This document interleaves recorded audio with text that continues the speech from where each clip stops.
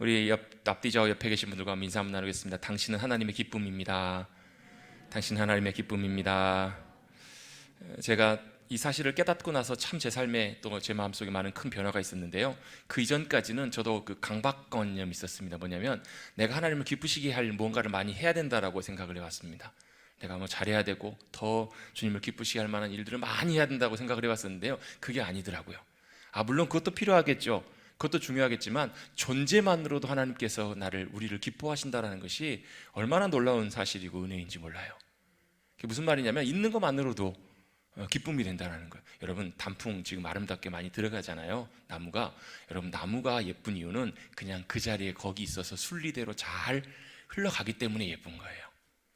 나무가 뭐 대단해서 가는 것이 아니고 그냥 순리대로 하나님의 인도하심 따라 시간을 따라서 그대로 그 자리에 있으면서 지나갔더니 아름다운 옷을 갈아입게 되잖아요. 그럼 제가 웬만하면 말씀 시간에 저희 아이 얘기를 잘 안 하려고 하는데 어쩔 수 없이 전화제 아내는 40대 중반에 아이를 키우려다 보니까 아이 안고 일어날 때마다 아이고 아이고 소리가 나오고, 그래서 참 사실은 쉽지 않은 것 같기는 해요. 그런데 그래도 참 볼 때마다 기뻐요. 그 이유가 뭐냐면 아이가 엄마 아빠를 위해서 해주는 것 아무것도 없어요. 맨날 빽빽 울기만 하고요, 맨날 안아달라고 내려만 놓으면 또 울어요. 맨날 젖달라고 그러고 기저귀 갈아달라고 하고 재워달라고 하고 할 줄 아는 거 아무것도 없는 아이인데 그냥 존재만으로 있는 것만으로도 세상과 바꿀 수 없는 큰 기쁨이 있더라고요. 그게 왜 그럴까요? 그게 바로 하나님께서 우리를 보시는 기쁨이시라는 거예요. 여러분, 물론 그 아이가 건강하게 잘 자라주면 좋죠. 착하게 자라고 또 나름대로 성실하게 살고 뭐 공부도 열심히 하고 뭐 여러 가지 잘하면 참 좋겠죠. 근데 그게 아니더라도 그냥 자녀이기 때문에, 자식이기 때문에 기쁜 것, 그것처럼 하나님께서도 우리를 보시면서 우리 존재만으로도 기뻐하신다는 사실을 제가 깨닫게 되고 고백할 수 있게 되었을 때 제 마음속에 얼마나 큰 하나님께 주시는 은혜와 감격과 기쁨이 부어지는지 모르겠더라고요. 여러분, 그런 자유함과 은혜를 누리시는 우리 모든 성도님들이 되시기를 간절히 바랍니다. 그리고 나서 그런 기쁨과 감격 가운데 있으면요, 그런 마음이 생겨요. 내가 하나님의 기쁨이 더 되기를 원한다. 내가 더 하나님의 기쁨으로 살기를 원한다. 그래서 하나님의 기쁨 되기 위한 가장 좋은 방법이 뭐냐면요, 주님도 닮아가는 거예요. 주님의 모습과 형상이 나를 통해서 나타나게 되면 거기에 주님의 영광이 임하고 거기서 주님의 함께 하심과 주님의 행하심들이 저와 여러분의 삶을 통해서 나타나게 될 줄로 믿습니다. 아멘. 주님 닮아가십시다. 그게 저와 여러분에게도 큰 은혜이고 복이에요. 여러분, 성경에 믿음으로 살았던 수없이 많은 사람들도요, 저와 여러분과 똑같은 모습이었어요. 여전히 부족하고 여전히 허점투성이고 여전히 모자란 거 많고 여전히 저를 아무리 봐도 가망성이 없어 보여요. 아무리 봐도 답이 없어 보여요. 그런데 그런 사람들을 하나님께서 만나주시고 은혜 가운데 붙잡아 주시고 이끌어 주시고 기다려 주시고 또 역사해 주시면서 조금씩 바꿔가셔서 주님을 닮아가는 모습으로 주님의 형상을 나타내는 귀한 모습으로 변화시켜 주시더라는 거예요. 그럼 오늘은 우리 종교개혁 주일로 보통 일반적으로 10월 마지막 주일을 보내는데요, 종교개혁은 여러분 새롭게 하는 것이 아니라 원래 모습대로 돌아가는 것이 개혁입니다. 그래서 여러분, 어떤 분들은 천주교에서 기독교가 나왔다, 개신교가 나왔다 그러는데요, 사실 그 표현은 맞는 표현이 아니에요. 제가 개신교 목사라서가 아니라 종교개혁은 뭐 하는 거냐면 원래 모습대로 돌아가는 것이 종교개혁이에요. 그러면 여러분, 종교개혁은 여러분 500년 전에 600년 전에 종교개혁이 된 게 아니에요. 지금도 여전히 마찬가지로 계속 끊임없이 뭘요? 원래 나를 만드셨던 하나님이 아름답게 만드셨던 그 모습대로 변화되고 돌아가는 게 그게 종교개혁이에요. 원래 주님이 만드셨던 교회 모습으로 그대로 다시 원래대로 돌아가는 거, 그게 진정한 종교개혁이고요. 거기에 하나님의 은혜가 있고 거기에 하나님의 역사하심이 있고 거기에 하나님의 능력과 일하심들이 나타난다라는 거예요. 여러분, 지금 코로나 시대를 보내고 있는데요, 이제 아마 내일부터는 이제 일상 생활 속으로 돌아가는 이제 회복 단계, 위드 코로나 단계로 접어든다고 하잖아요. 저도 이렇게까지 코로나 상황들이 길어질지 사실 몰랐어요. 한 1년이면 끝나지 않을까? 아마 작년에 초에 시작했으니까 올해 겨울 지나면, 그러니까 올해 초쯤 지나면 일상으로 돌아갈 수 있지 않을까 했는데 2년이라는 시간이 지났어요. 생각보다 굉장히 많은 시간이 지나가고 있어요. 그런데 여러분, 제가 개인적으로 생각할 때는 이 코로나 상황을 보내는 것보다 이 코로나 이후의 시대가 더 중요하다고 생각해요. 코로나 이후에 어떤 일들이 될까? 어떻게 벌어질까? 특별히 우리의 믿음의 삶에 있어서, 특별히 우리 교회와 우리의 신앙 공동체 가운데, 우리 개인의 삶 가운데 그 이후의 삶이 어떻게 될 것인가를 점검하고 확인해 보는 것은 너무너무 중요한 부분이에요. 그것이 진정한 개혁이고 그것이 바로 우리의 삶의 진정한 회복과 가장 복된 길로 나아가는 그러한 은혜의 길임을 우리가 잊지 말아야 될 줄로 믿습니다. 한 유명한 대장장이가 주문을 받았어요. 말 편작, 그 말 발굽이라고 하잖아요. 이렇게 아시죠? 이렇게 생긴 거. 요즘은 말을 뭐 볼 기회가 없으니까. 근데 옛날에는 말을 발에다가 이렇게 쇠로 이렇게 된 U자형의 이렇게 말 발굽을 박았잖아요. 그래서 이제 말을 신발처럼 신겨줬는데 그걸 100개를 주문을 받은 거예요. 근데 이분이 급한 일이 생겨서 출타를 해야 돼서 자기와 함께 일하는 제자에게 자기가 원형 모양을 그대로 똑같이 만들어 놓고, 그리고 요대로만 그대로 보고 만들라고 100개를 만들어 놓으라고 얘기를 해놓고 볼일을 보러 간 거예요. 한참 후에 갔다 왔더니 이 제자가 이 100개를 잘 만들어 놨어요. 믿을 만한 실력 있는 제자니까. 그런데 문제가 하나 있어요. 사이즈가 다 다른 거예요. 모양이 다 틀려요. 그래서 그 제자를 불러놓고 이게 어찌된 일이냐고 따져 묻습니다. 야, 내가 준 대로 그대로 만들지 않았냐? 그랬더니 그대로 만들었다는 거예요. 근데 왜 어떻게 이 일들이 벌어졌나 봤더니 이렇게 만든 거예요. 첫 번째 걸 만들 때는 똑같이 그 대장장이 주인이 주신 그걸 갖고 똑같이 만든 거예요. 두 번째로 만들 때는 뭘 보고 만든 거예요? 자기가 만든 두 번째로 만든 걸 갖고 세 번째 걸 만든 거예요. 네 번째 걸 이렇게 만들다 보니까 기계로 똑같이 만들지 않는 이상 사람이 만들면 아무래도 조금씩의 오차는 있겠죠. 그러니까 천차만별 가면 갈수록 이게 오락가락 제멋대로 된 거예요. 제일 중요한 기준은 뭐예요? 처음 주인이 맡겨놓고 갔던 그 기준에 맞춰봐야 된다는 거예요. 여러분의 신앙도 믿음도 마찬가지예요. 저희는 몇 달 동안, 한 석 달 넘는 시간 동안 야고보서 말씀을 함께 쭉 살펴봤어요. 사실 오늘 저는 이 야고보서 말씀을 다시 한번 총 정리를 한번 할까 하다가 이제 들으시면 지루하실 것 같아서, 지겨우실 것 같아서 다른 말씀을 준비하는데, 제가 종교개혁주일 말씀을 준비한 건 아니었는데 다시 한번 우리의 믿음과 신앙과 우리의 특별히 교회 공동체를 돌아보는 그런 말씀을 나누게 하신 것 같아요. 그럼 야고보서가 우리에게 전달해주고 명령하는 메시지가 뭐예요? 너희가 산 믿음, 살아있는 믿음, 참된 믿음을 소유하라. 이게 야고보서의 주제예요. 그러면 산 믿음이 있고 참 믿음이 있으면 죽은 믿음이 있고 가짜 믿음이 있다는 얘기인가요? 예, 있습니다. 모양만 믿음이에요. 말로는 믿음이고요, 볼 때는 딱 믿음의 모양인 것처럼 보이지만 거기 안에는 뭐가 없냐면 생명이 없고 능력이 없어요. 그래서 똑같이 믿고 살아가지만 여러분, 그 가운데 함께 하시는, 믿음 가운데 역사해 주시는 하나님의 일하심과 역사하심들이 나타나지 않아요. 그럼 뭐하고 똑같냐면 교회 다니는 사람들이나 예수님 믿는 사람이나 안 믿는 사람이나 다 똑같아요. 세상이나 교회나 다르지 않아요. 그래서 야고보는 도전하는 거예요. 산 믿음, 살아있는 믿음으로 너희가 참 믿음의 자리로 나오라. 그 산 믿음이 뭐예요? 그 산 믿음은 바로 우리 행함이 있는 믿음, 우리의 삶이 따라가는 믿음이잖아요.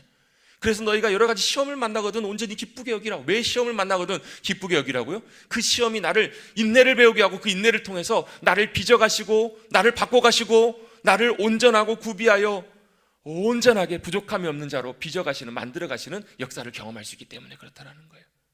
여러분, 우리가 하나님께서 때때로 시험을 주시고 어려움이나 고난을 주실 때 우리가 깨닫게 되는 것이 하나 있습니다. 그게 바로 뭐냐면 나에게 능력이 없다라는 거예요. 내가 그걸 감당할 수 없다라는 거예요. 여러분, 믿음이라는 게 뭐예요? 여러분, 믿음은요, 의존성이잖아요. 믿음은 내가 나를 신뢰하는 게 아니에요. 여러분, 수없이 많은 믿음의 선진들도 마찬가지예요. 자신의 힘과 능력으로 감당했던 것이 아니라 전능하신 하나님, 아까 찬양했잖아요. 전능하신 나의 주 하나님은 능치 못하실 일이 없네. 근데 여러분, 그 전능하신 하나님이 능치 못하실 일이 없으심을 여러분의 삶 가운데 여러분 경험하고 살아가세요? 아니요, 그건 성경 속의 이야기고요, 그건 다른 사람의 이야기고 내 삶과는 전혀 상관없이 살아갈 때가 훨씬 많잖아요. 우리 모두 마찬가지로요. 그런데 믿음의 사람들은 자신을 의지했던 것이 아니라 모양만 믿음이 아니라 진정 그 믿음의 능력이 주님께 있음을 믿고 의지하고 고백하는 삶이에요. 그래서 주님이 뭐라고 야고보를 통해서 말씀하세요? 누구든지 지혜가 부족하거든 후히 주시고 꾸짖지 아니하신 하나님께 구하라. 뭐라고요? 아니, 뭘 구하라고요? 지혜를 구하라는 거예요. 여러분, 그 지혜가 뭐예요? 지혜는 하나님의 지혜예요. 여러분, 그냥 똑똑한 것이 아니고요, 하나님의 생각, 하나님의 지혜, 하나님의 행하심과 계획들이, 일들이 보여지는 거예요. 여러분, 그 지혜 안에는요, 그런 똑똑한 것, 그 지혜만 포함된 것이 아니라 하나님의 능력도 포함돼요. 하나님의 일하심과 하나님의 역사하심도 그 안에 담겨 있다라는 거예요. 그걸 구하라는 거예요. 너의 힘 의지하지 말고, 네 모습 의지하지 말고 그 모든 것들을 점검하고 구하라. 그리하면 꾸짖지 아니하시고 후히 주시는 하나님께서 주실 것이다라는 거예요. 그래서 그런 시험들을 만날 때 나를 의지하지 않고 그 도움을 주시는 힘과 능력이 주님께 있음을 고백하고 나가는 삶, 그것이 바로 진정한 지혜 있는 삶이고 믿음으로 나가는 귀한 삶이라는 거예요. 당연히 그렇게 삶을 살아가게 될 때요, 내 말하는 것, 내 행동 하나하나, 내 삶의 자리, 내 모든 관계 속에서도 그렇게 믿음으로 행하며 순종해 갈 수 있다는 거예요. 그래서 우리가 그걸 안다면 인내하고 기다릴 수 있어요. 왜? 잠시 잠깐의 인생이기 때문에. 제가 어제 그 10월 달력을 마지막 떼면서요, 마음이 왠지 좀 허전하고 썰렁하더라고요. 달력이 이제 남은 게 너무 이제 얇아져가지고 펄렁펄렁거리니까 제 마음도 펄렁펄렁거리는 것 같더라고요. 근데 여러분, 달력만 그런가요? 2021년만 그럴까요? 여러분, 우리의 인생의 마지막 달력을 떼야 될 날이 여러분 금방 찾아오는 것이 우리의 인생이잖아요. 쉬 있다가 없어져 버린 안개와 같은 것이 우리의 인생이다. 젊다고 여러분, 그게 여러분 인생이 많이 남았다고 생각하지 말라는 거잖아요. 착각하지 말라는 거잖아요. 그런데 그 인생의 마지막 장을 떼었을 때 믿음 안에서, 예수 그리스도 안에서 예비된 귀한 삶이 우리를 기다리고 있다면 여러분, 그 인생은 마지막 장 떼어도 그게 복되잖아요. 그런데 그걸 준비하지 못한 인생이라면, 어리석고 자신의 목적과 의미만을 다 보며 달려가는 인생이라면 여러분, 그 마지막 장을 뗄 때 그 마음이 어떻겠냐고. 여러분, 마지막 때가 금방 오는 것임을 우리가 잘 기억하고 믿음으로 잘 예비되고 준비된 우리 모두가 되어야 될 줄로 믿습니다. 그래서 겸손하라고 주님 말씀하시잖아요. 그래서 인내하라고 말씀하시잖아요. 그러면서 마지막 야고보서를 마무리하면서 지난주 말씀을 다시 한 번만 마지막 살펴보면, 고난당하는 자가 있느냐? 누구든지 고난당하는 자가 있느냐? 너희 중에 고난당하는 자가 있느냐? 기도할 것이요. 즐거워하는 자가 있느냐? 찬송할 것이라. 여러분, 꼭 고난당해서만 기도하는 것이 아니잖아요. 기도하고 믿음으로 주님을 의지하라, 찬양하라. 거기에는 당연히, 기도와 찬양에는 믿음과 감사가 포함되어 있잖아요. 그렇게 여러분, 믿음으로 기도하고 행하는 이들 가운데, 고난 중에도 주님을 찾고 의지하며 기뻐하며 감사하는 이들 가운데 어떤 역사가 임하는가? 놀랍게 믿음 안에서 일하신 하나님의 역사하심들을 경험할 수 있어요.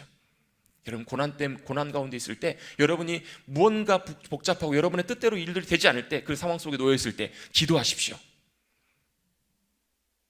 타이밍을 놓치셨을까 봐 기도하십시오. 그리고 찬양하십시오. 감사해 보십시오. 주님의 놀라운 일하심, 하늘을 닫으시고 또 하늘을 여시고 비를 내시고 우리 가운데 놀랍게 일하시는 역사하심들을 우리가 경험하게 될 줄로 믿습니다. 그 놀라운 믿음의 역사들을 예수님께서 십자가에서 돌아가시고 부활하시고 승천하신 다음에 처음 세워지게 된 초대교회에서도 그런 믿음의 역사를 똑같이 경험하게 되는 것을 보게 돼요. 놀랍게 주님이 그들 가운데 함께 하시고 일하셨던 역사들을 초대교회 사도행전 말씀들을 읽다 보면 거기서 많이 보게 돼요. 아니, 목사님, 우리 코가 석자고 내 개인 지금 상황이 석자인데 지금 교회가 무슨 문제예요? 아니요, 여러분. 여러분, 여기서 말하는 교회는 여러분 성도 한 사람 한 사람들이 모여있는 공동체가 교회예요. 여러분, 머릿돌 교회는요, 이것이 머릿돌 교회가 아니라 여러분 한 분 한 분이 머릿돌 교회라는 얘기예요. 그러면 초대교회 주님께서 놀랍게 교회 가운데 역사하셨다는 말씀은 그 교회 공동체로 함께 믿음으로 살아가는 그 한 사람 한 사람 위에도 똑같은 교회 역사심들이 임할 수 있었다는 얘기예요. 여러분, 성경 읽다 보면 몇 가지 초대교회의 특징들을 볼 수 있습니다. 첫 번째로 초대교회는 어떤 특징들이 있었는가? 성령의 능력이 역사하시는 교회였습니다. 어떤 교회였다고요? 성령의 능력이 역사하시는 교회였어요. 모든 사람들이 보고 알 만큼 성령님께서 놀랍게 역사하시고 성령님의 놀라운 일하심과 행하심들이 나타나는 교회였어요. 두 번째로 초대교회는 어떤 특징이 있었는가? 말씀과 기도에 집중하는 교회였어요. 사도들의 가르침에 늘 귀를 기울이고 늘 말씀을 배우고 그 가운데 거하기를 원했고, 뿐만 아니라 오로지 기도하기에 힘썼던 교회가 초대교회였습니다. 또 초대교회의 다른 특징은, 세 번째 특징은 한마음 한뜻으로 하나 되는 교회였습니다. 한마음 한뜻으로 하나 되는 교회가 바로 초대교회였습니다. 하나 되었기 때문에 네 것 내 것이 없어요. 자기 것 내 것이 없고 기꺼이 내 것을 필요한 사람들에게 내어놓고 유무상통하는 그런 교회. 여러분, 이건 공산주의가 아니고요, 내가 여러분 기뻐서 자유롭게, 내가 정말 원하기 때문에 기꺼이, 왜요? 한마음 하나가 되었기 때문에. 그래서 여러분, 초대교회의 또 다른 특징은 뭐냐면 거기에 기쁨이 있었다라는 거예요. 여러분, 이 기쁨은 사람이 누리는 기쁨이 아니에요. 여러분, 조금 더 다시 한번 다루겠지만 하나님께서 주시는 천국의 기쁨이 있었기 때문에 기꺼이 그 일들을 억지로 한 것이 아니라 자발적으로 내가 원해서 기쁨으로 나누고 하는 유무상통하는 그런 일들이 있었다라는 거예요. 또한 그 일들을 행할 때 순전한 마음으로 그 일들을 행해요. 순전한 마음, 순수하게 있는 그대로 다른 의도를 갖지 않고 그 일들을 행했다라는 거예요. 그리고 나서 그로 인해서 그러한 특징들 가운데 하나님의 권능과 능력이 역사하심들이 나타날 뿐만 아니라 모든 사람들로부터 칭송을 받아요. 그리고 많은 영혼들이 주님께로 돌아오는 놀라운 구원의 역사가 일어났던 곳이 바로 초대교회의 모습이에요. 여러분, 그 초대교회의 모습이 여러분 주님께서 세우신 교회에 원래 시작됐던 모습이라면 우리도 그 모습들을 우리가 한번 기대하며 바라보며 그 교회의 모습들이 되기를 사모하며 나아가는 우리 모두가 되기를 간절히 바랍니다. 그곳에 바로 하나님의 나라가, 천국이 놀랍게 임하는 것들을 보게 돼요. 여러분, 제가 방금 말씀드렸던 5가지 초대교회의 귀한 특징들이 있는데 좀 순서를 바꿔서 몇 가지를 함께 좀 나누려고 합니다. 첫 번째, 먼저 한 마음과 한 뜻으로 하나 되는 교회입니다. 여러분, 교회는 하나 되어야 합니다. 교회는 한 마음과 한 뜻으로 하나 되어야 되는데요. 여러분, 이거 하나 된다는 것이 사실 굉장히 생각보다 쉽지 않습니다. 제가 그걸 언제 뼈저리게 느끼냐면 저희 집에 들어가 보니까 그게 정말 뼈저리게 느껴지더라고요. 한 피바다 한 몸 이룬 한 형제여 자매들이여. 근데 왜 형제는 없군요, 저희 집에는. 어찌나 그렇게 서로 사랑으로 싸우는지, 얼마나 서로 많이 이렇게 부딪히는지. 한 배에서 나온 자녀들도요, 너무너무 달라요. 저희 집에서는 뭐 한번 먹으려고 하면 메뉴가 일치가 안 돼요. 다 제각각이에요. 얼마나 다른지. 여러분, 그 하나 된다는 것이 여러분 얼마나 쉽지 않은 일인지 저는 제 집을 볼 때마다 많이 알아요. 여러분, 제가 볼 때 어쩌면 하나 된다는 것은 정말 불가능한 일이에요. 정말로 불가능한 일인데요, 그래서 여러분, 교회 공동체가 하나 되면 못할 게 없어요. 다른 어떤 일들보다 여러분, 우리가 모여있을 때 하나가 될 수 있다면 여러분, 불가능한 일들이 없는 것 같아요. 한 마음 한 뜻이 된다는 것, 마음이 하나가 된다는 것은 진짜 쉽지 않은 일들이에요. 왜요? 다 달라요. 생각이 다르고요, 태어난 곳이 다르고요, 타고난 기질이 다르고요, 좋아하는 것들이 다르고, 자라온 배경이 다르고요, 성향이 다르고, 스타일이 다르고, 혈액형이 다르고요, 모습이 다르고, 계획이 다르고, 생각이 다르고, 다 달라요. 여러분, 세상에서는요, 여러분 잘 다르고 안 맞으면 그냥 갈라서면 돼요. 안 보면 돼요. 안 모이면 돼요. 그런 의미에서 보면 세상 모임 참 한편으로는 편한 면도 있어요. 왜요? 내가 마음에 안 들면 안 나가면 되니까. 내가 안 하면 그냥 갈라서 마음 맞는 사람끼리 모이면 되니까요. 그런데 안타깝게도 교회 공동체는 그렇지 않다라는 거예요. 제가 교회 공동체를 가정과 같다라고 보통 묘사를 많이 하는데요, 자식들끼리, 자녀들끼리, 형제자매들끼리 또 서로 때때로, 물론 부부는 갈라질 수 있네요. 보니까 부부는 뭐 정 마음에 안 들면 요즘은 뭐 이혼들도 하기도 하는데요, 그런 가정이라는 거, 원래 공동체는 사실은 여러분, 사실 때로 마음에 안 들어도 미워해도 어때요? 원래 헤어지지 않는, 그게 여러분 가정이라는 온전한 공동체의 모습이잖아요. 교회 공동체는 가정과 같아요. 하나님께서 예수 그리스도의 피로 우리를 한 피바다 한 몸 이루도록 우리를 만들어 주셨어요. 그렇기 때문에 한편으로는 쉽지 않아요. 이건 갈라설 수도 없고, 정말 쉽지 않아요. 정말 불가능해 보여요. 그런데 그것이 가능해진다면, 그것을 할 수만 있다면 정말로 귀하게 주님께서 그것 가운데 함께 하신다라는 거예요. 제가 자주 언급하는 말씀 있으면 로마서 12장 말씀인데요, 우는 자들과 함께 울고 웃는 자들과 기뻐하는 자들과 함께 기뻐하라. 이게요, 저는 두고두고 생각해 볼 때마다 쉽지 않아요.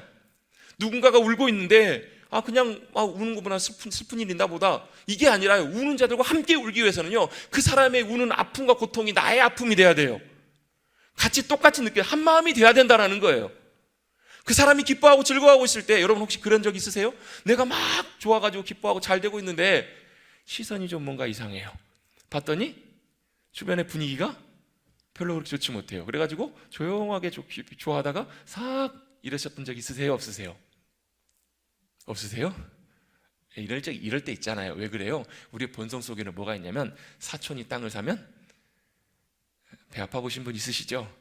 근데요, 이 말씀이 이루어진다는 말씀 뭐냐면, 사촌이 땅을 사면 내가 좋은 거예요. 왼수가 땅을 사면 내가 좋은 거예요. 내가 기쁜 거예요. 그래서 여러분, 우는 자들과 함께 울고 기뻐하는 자들과 함께 기뻐한다는 것이 진짜 쉽지 않아요. 이건 한 마음이 되었을 때, 사랑의 공동체로 온전하게 되었을 때, 회복되었을 때 나타나는 일이 바로 이런 일이기 때문에 그래요. 울고 슬퍼하는 자가 있으면 나도 같이 마음이 아파요. 기뻐하고 즐거워하는 자가 있으면 나도 그 기쁨이 나의 기쁨처럼, 그래서 같이 기뻐해주고 축하해줘요. 여러분, 이게 진짜 쉬운 게 아니라니까요.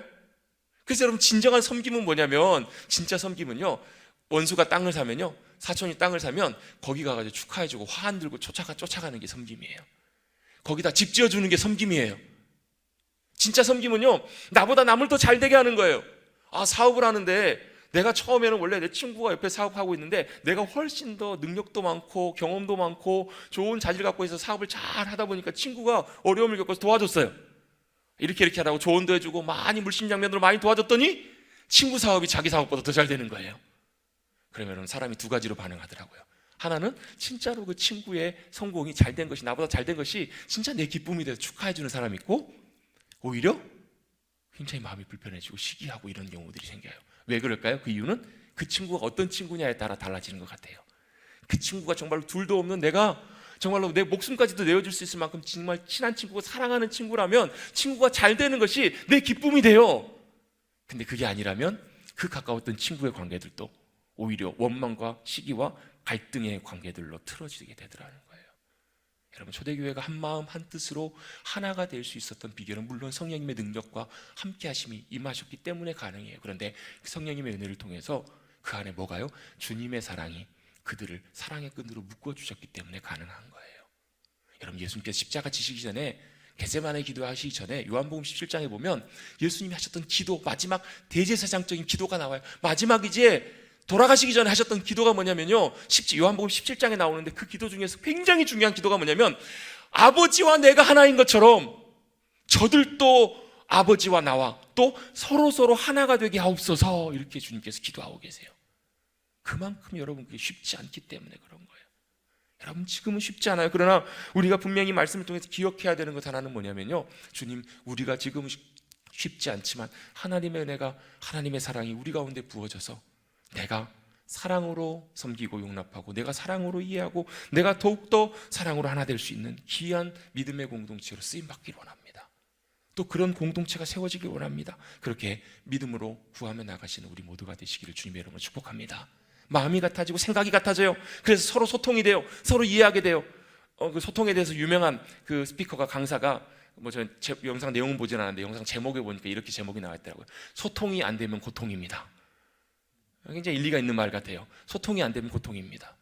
근데 여러분, 제가 볼 때는 지금 우리의 모습 속에, 특별히 지금 우리 교회뿐만 아니라 많은 교회들의 모습 속에 보면 이런 보이지 않는 아픔들과 단절과 많은 갈라짐과 많은 아픔들, 관계 어려움들이 많이 있는 것을 보게 돼요. 초대교회는 한마음 한뜻으로 하나 되는 교회였어요. 여러분, 서로 소통하기 위해서 서로 이해하고 서로 배려하고 내가 낮아지고 내가 마음을 맞추고 내가 템포를 맞춰주고 기다려주고 내가 인내해주는 그런 온전한 사랑의 섬김을 통해서 온전하게 하나 되는 그 관계가 이루어졌던 것처럼 우리 머릿돌 교회에도 이런 은혜가 임할 수 있게 되기를 주님의 이름으로 축복합니다. 그래서 기꺼이 내 것을 나눠주면서도 아깝지 않아요. 내 것을 주면서도 손해 같은 느낌이 안 들어요. 여러분, 머릿돌 교회에서 우리가 여러분 기꺼이 우리의 것들을, 우리의 갖고 있는 소유나 이런 것들을 내어주면서도요, 아까운 생각이 안 들고 남이 안 알아봐줘도 그 내가 기쁨이면 전혀 부담되지 않는 관계, 그게 바로 하나 되는 믿음의 공동체의 모습이잖아요. 여러분, 그런 은혜가 우리 가운데 임할 수 있게 되기를 다시 한번 간절히 주님의 이름으로 축원합니다. 초대교회는 바로 성령님의 은혜 가운데 사랑으로 한마음 한뜻으로 하나 되는 교회였어요. 기꺼이 내 것을 내어주고 해주는 교회였어요. 또 그 교회 가운데는 기쁨이 있었습니다. 그 기쁨은 무슨 기쁨이냐면 우리 인간적인 기쁨이 아니라 하늘의 기쁨, 하나님께서 주시는 기쁨이 있었어요. 자, 여러분, 교회에서 우리가 함께 모여도 물론 사람으로 인해서 기쁨을 많이 누릴 수도 있어요. 사람과 사람이 만나고 기뻐하고 다 그럴 수 있습니다. 그런데 만약에 교회에 이 기쁨만 있다면 여러분, 교회나 세상의 모임이나 똑같습니다. 여러분, 우리 교회 공동체 말고도 여러분 개인적인 모임이나 이런 데 가보시면 참 재밌고 좋은 모임들 있으시죠? 그러시잖아요. 그 기쁨들이 다 있어요. 어디나 다. 근데 우리 교회에 임하는 주시는 기쁨은 하나님께서 주시는 기쁨이라는, 하늘의 기쁨이어야 한다라는 거예요. 그래서 우리는 우리끼리 모여서 같이 기쁨을 나누더라도 늘 이 은혜와 기쁨들을 사모할 필요가 있어요.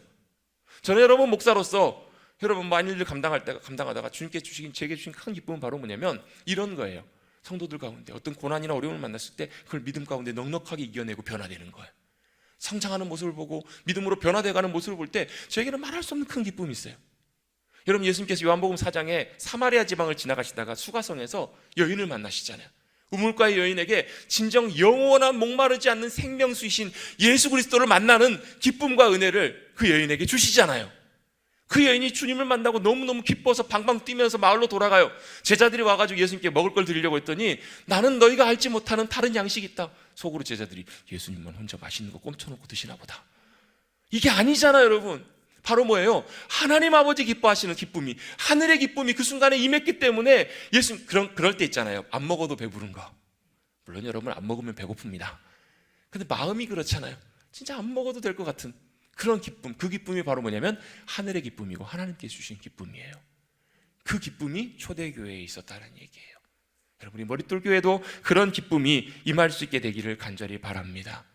여러분, 제가 목사로서 보는 것뿐만 아니라 하나님께서 보시고 기뻐하셔서 우리 가운데 부어주시는 하나님의 기쁨, 우리 가운데 영혼들이 회복되기 시작하고 우리 가운데 하나님께서 친히 역사하시고 일하셔서 하나님의 놀라운 불가능한 일들을 이루시는 놀라운 역사를 바라보고 우리가 함께 아파하며 힘들어하는 이들을 위해서 함께 기도할 때 주님께서 친히 우리 기도 가운데 역사하시고 일하시는 것들을 함께 바라보며 기뻐하는 그래서 그 기쁨이 넘쳐나는 그러한 귀한 공동체가 될 때 우리 교회도 초대교회 때처럼 그런 놀라운 은혜와 기쁨이 넘치는 교회가 될 줄로 믿습니다. 그 일들을 행할 때 어떻게 행하였는가? 순전한 마음으로 행했더라. 순전한 마음이라는 말은 다른 표현으로 바꾸면 순진한 마음이라고도 바꿀 수 있습니다. 그 말은 자기 이속을 챙기지 않는다라는 의미가 그 안에 포함되어 있습니다. 계산적이지 않는다라는 거예요. 여러분, 저도요 그럴 때가 있어요. 뭔가 이렇게 제게 뭐가 있어서 맛있는 게 있어서 나눠드리려고 들고 나가면서 순간 무슨 생각하는 줄 아세요? 이거 몇 분 계시니까 몇 개 드리고 나면 내게 몇 개가 남겠다 안 남겠다 이거 계산하고 나갑니다. 비웃으시는 여러분들은 안 그러실 것 같죠? 여러분은 다 생각 속에 계산하는 것이 있어요. 여러분, 세상에서는요 순진하게 행동하고 여러분 손해인 것처럼 아무 여러분 의도 없이, 여러분 세상 사람들은 다 그렇잖아요. 의도를 다 갖고 하잖아요. 계산을 갖고 행동하잖아요. 내가 뭔가를 줄 때도 그렇잖아요. 여러분 그런 적 없으세요? 저는 어렸을 때 그걸 배우지 못해가지고요 나중에 그걸 깨닫고 참 좀 뭐랄까 좀 민망하기도 하고 부끄러웠어요. 우리나라 같은 경우에는 그런 문화가 좀 강하잖아요. 결혼식 같은 거나 또 혹시 장례식이나 이런 것들이 있을 때 이제 오셔서 축하도 해주시고 위로도 해주시면서 축의금과 조의금을 하시잖아요. 근데 저는 그때 어렸을 때 진짜 순수한 마음으로 주시는 거라고 생각했어요. 그런데 받으면 어떻게 해야 돼요? 꼭 다시 이렇게 다시 이제 돌려드리는 것이, 같이 그 일에 그 집안에 또 다른 일들이 있으면 축하해주고 위로해드리는 게 우리나라의 이제 전통적인 어떤 품앗이 같은 개념의 문화잖아요. 근데 예전엔 저 그걸 몰랐었어요. 나중에 알고 보니까 그게 그렇게 했었어야 되는구나. 그런데 여러분 그런 경우 있잖아요. 내가 가서 그 집 가서 축하해주고 위로해주고 했는데 우리 집에 축하할 일이 있고 위로받을 일이 있는데 그 사람이 안 와요. 모른 채예요. 그러면 왠지 마음이 어떠세요, 여러분? 왠지 마음이 속으로는 잊어버렸나 보지, 몰랐나 보지, 사정이 있었나 보지 하면서도 씁쓸한 마음을 금할 길이. 서운하세요? 안 서운하세요? 서운하시죠? 이게 없는 마음이 순수한 마음이라는 얘기예요. 이게 없는 마음이 순전한 마음이라는 거예요. 계산하지 않아요. 내가 줬다고 해서, 내가 잘해줬다고 해서 남이 나에게 잘해주는 것이 아니라 내가 그걸 기쁨으로 감당하는 것이기 때문에 전혀 아무런 기대나 바람을 갖지 않아요. 여러분, 교회는 그런 사람들이 늘어나면 늘어날수록 귀한 믿음의 공동체로, 사랑의 공동체로 세워져 갑니다. 내가 헌신하고 주면서도 전혀 아까워하지 않아요. 기대하지 않아요. 아쉽지 않아요. 내가 기쁨으로, 내가 뭔가를 바라고 기대하는 것이 아니라 기쁨으로 섬기는 순전한 마음으로 섬기고 나아갔던 교회 공동체가 바로 초대교회라는 거예요. 그것을 가능하게 하는 길이 있습니다. 바로 뭐냐면 말씀과 기도에 전념하는 것입니다.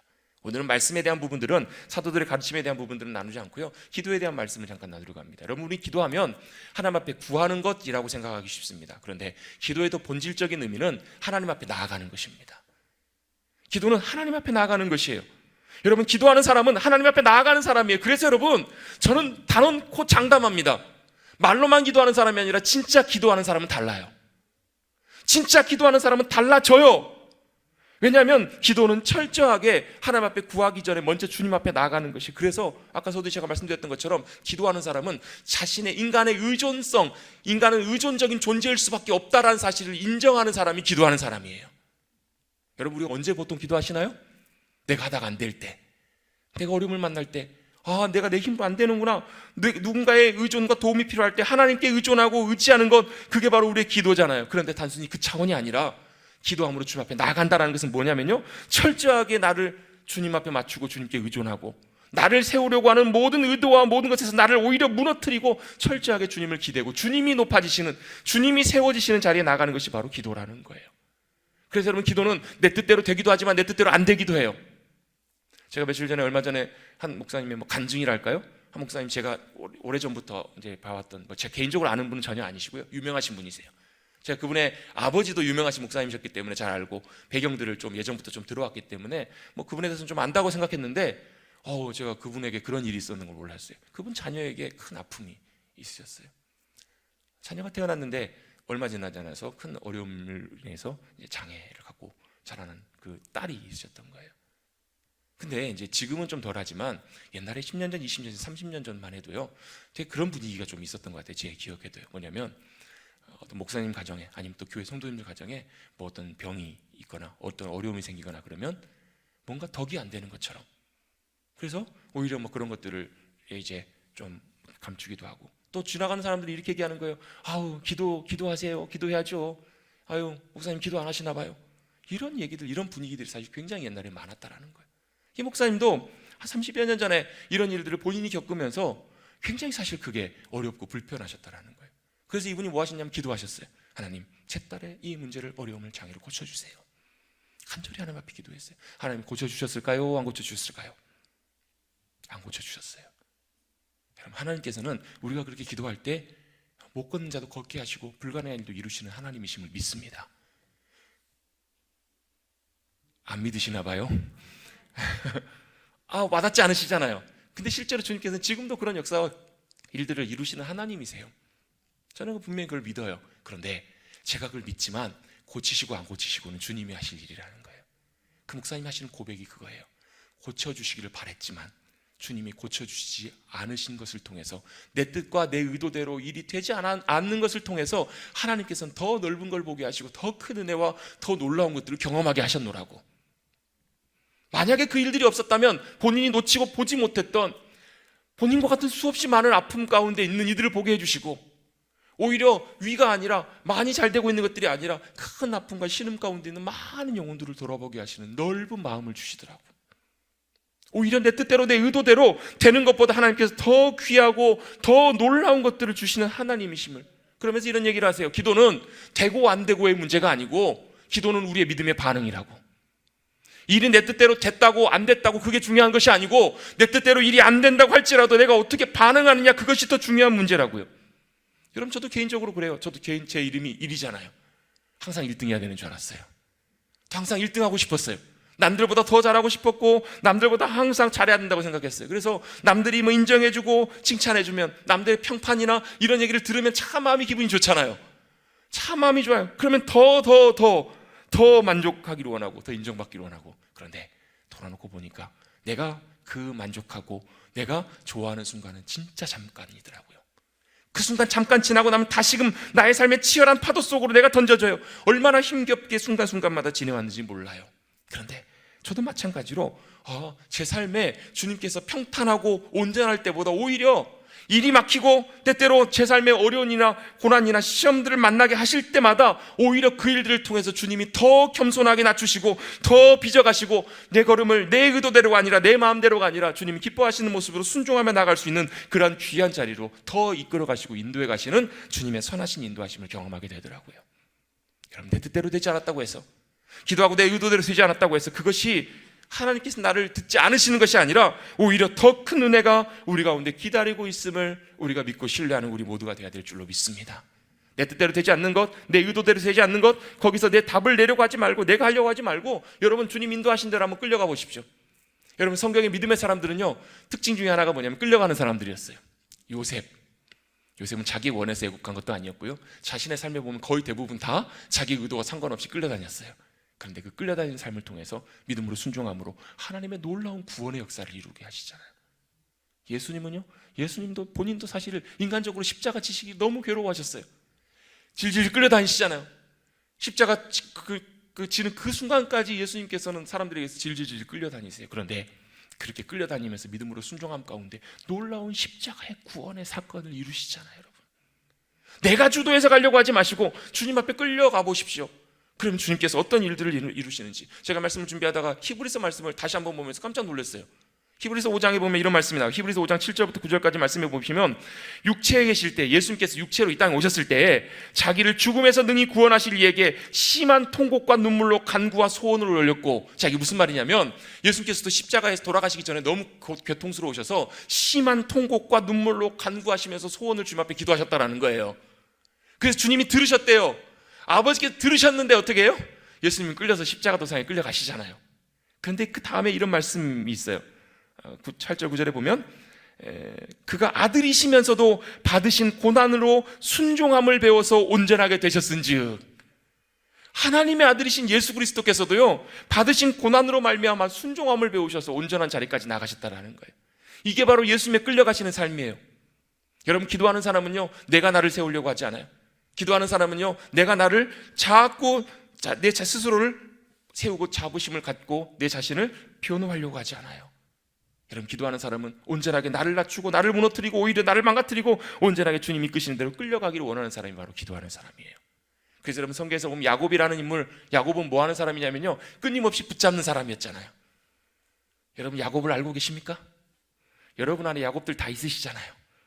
끊임없이 붙잡으려고 그런데 결국은 하나님께서 야곱이 붙잡으려고 하는 것들을 하나하나 다 놓게 하시잖아요. 다 손을 다 놓게 하시잖아요. 그가 다 손을 다 놨을 때 그가 비로소 야곱에서 이스라엘로 변화돼요. 그가 손을 놓았을 때 비로소 주님을 잡을 수 있는 믿음의 준비가 되잖아요. 마지막 베냐민이 붙잡고 있었던 그걸 다 놓으면서 뭐라고 야곱이 고백해요?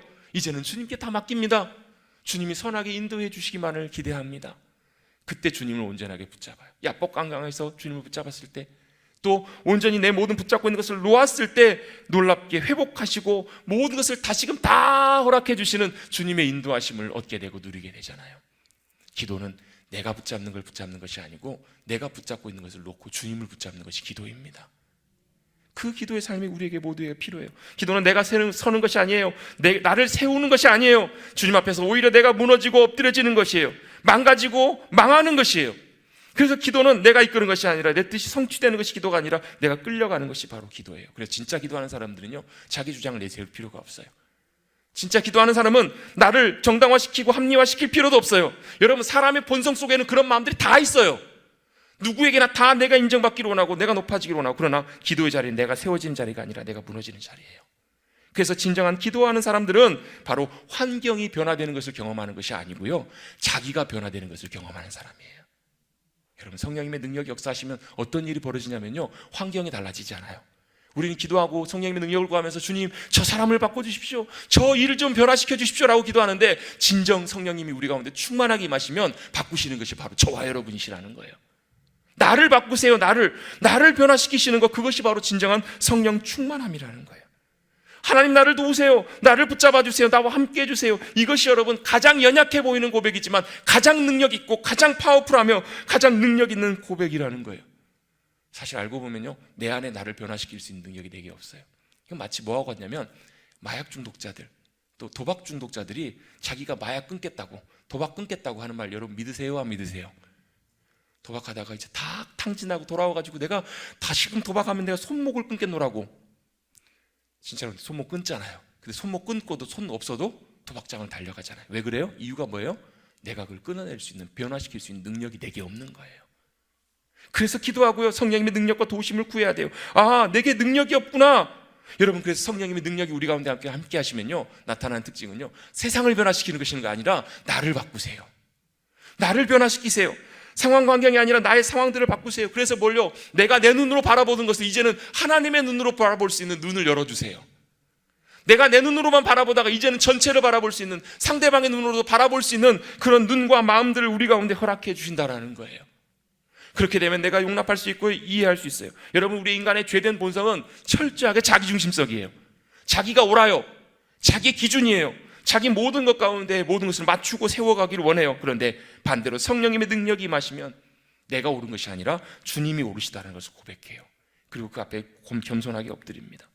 여러분, 저도 참 부족한 것이 많고 여러분 모두에게 다 그런 것들이 있어요. 근데 제가 말씀을 준비하면서 참 재밌는 표현이 생각이 나요. 내가 남의 눈에 티끌이 보이면 이미 내 눈에는 들보가 있더라고요. 이 말씀이 여러분 마태복음에 나와 있는 말씀이잖아요. 남의 눈에 있는 티를 빼기 전에 먼저 내 눈에 들보를 빼라고.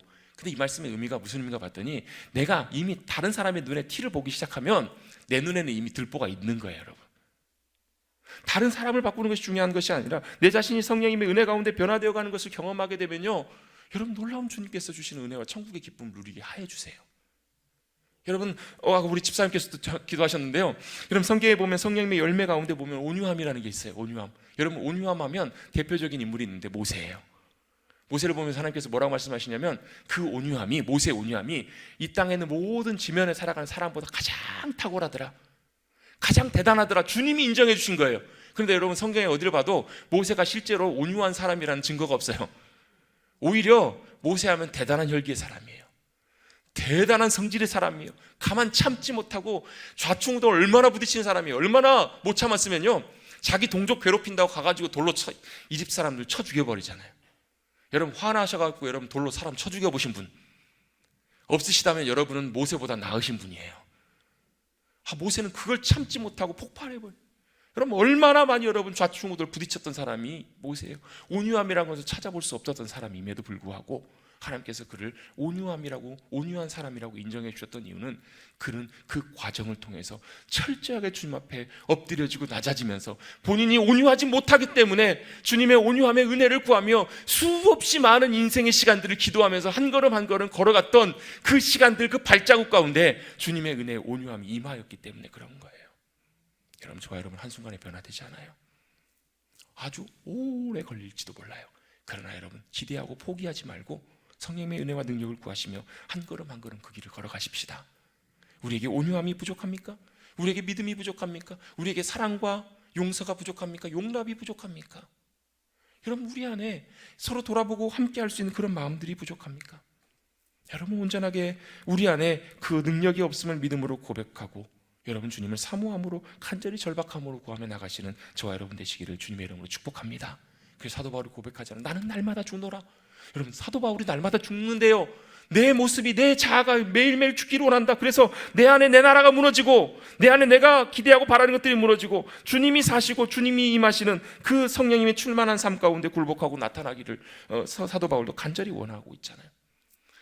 제가 예전에 한 목사님의 말씀 중에 얘기를 들었는데, 여기 가까운 충청도에 공동체 교회를 하시는 목사님이 그런 얘기를 하세요. 본인이 목회를 하시면서 교회를 개척을 하시고 정말 공동체처럼, 이 초대교회처럼 성령님으로 하나 되어서 온전하게 한 공동체로 살아가기를 꿈꾸는 마음으로 이제 교회 목회를 시작하신 거예요. 그런 뜻을 갖고 있는 분들이 한 가정 한 가정 모이기 시작했어요. 우리 한 마음으로 우리 초대교회처럼 똑같이 이렇게 한번 해봅시다. 그런데요, 1년이 지나고 2년이 지나고 시간이 지날수록요, 어떻게 되냐면 오히려 그렇잖아요, 여러분.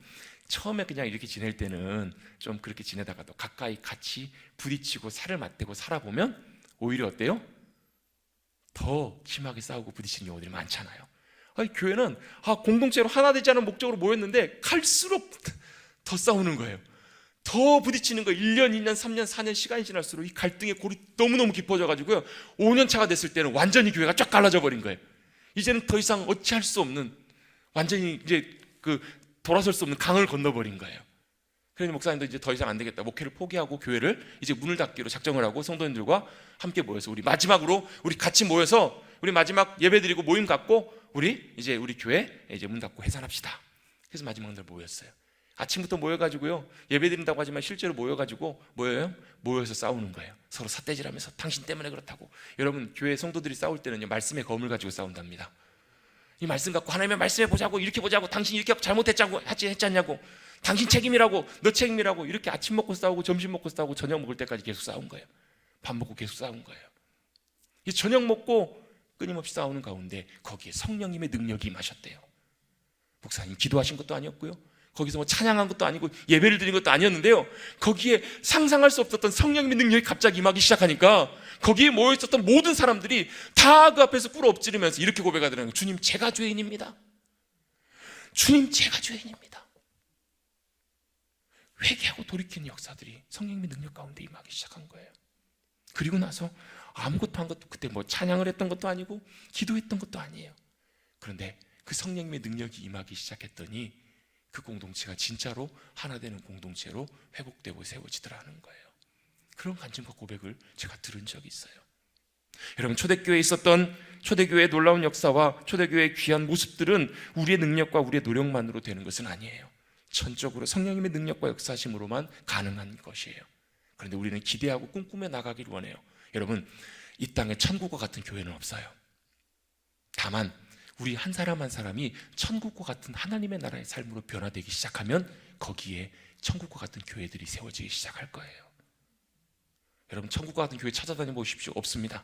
그런데 우리 한 사람 한 사람이 조금씩 변화되기 시작하고 주님의 은혜 가운데 귀하게 새로워지기 시작하면, 여러분, 저는 이 말씀 준비하면서 다시 이 말씀이 생각났어요. 너희 중에 대접받고자 하는 자가 있느냐?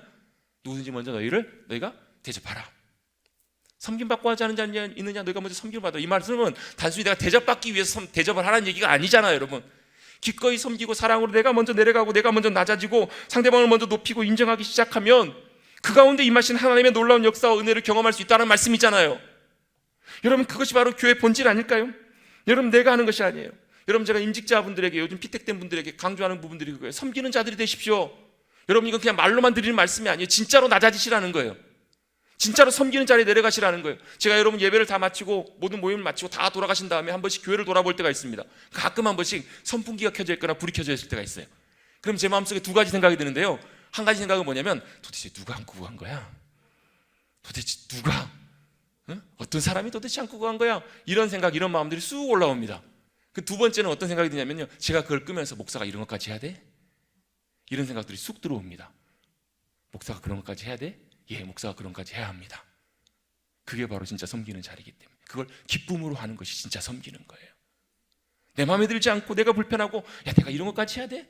내 지위가 있는데 여러분 기억하십시오. 교회에서 섬기는 자리는요, 교회에서 리더는요 올라가는 자리가 아니라 부리는 자리가 아니라 내려가는 자리예요. 내가 먼저 하는 자리, 그걸 기쁨으로 하는 거예요. 기쁨으로 섬기고 남의 마음을 헤아리고 남의 형편과 처지를 기꺼이 내 마음으로 품고 하나 되는 그런 사람들이 한 사람 한 사람 회복되고 세워지기 시작할 때 우리 교회 머릿돌 교회도 그런 하나님께서 초대교회 역사하셨던 그런 귀한 놀라운 역사와 은혜를 경험하게 해 주실 줄로 믿습니다. 우리 머릿돌 교회가 성령님께서 충만하게 임하시는 교회, 천국과 같은 귀한 교회, 천국의 은혜와 기쁨이 임하는 그런 귀한 교회가 되기를 간절히 주님의 이름으로 축원합니다. 아멘. 그런 교회가 되도록 우리 함께 손잡고 같이 가십시다. 기도하며 같이 가십시다. 우리는 한 형제 자매잖아요. 한 가족이잖아요. 그렇게 같이 잘 달려가는 저와 여러분 우리 모두가 되기를 간절히 기도합니다.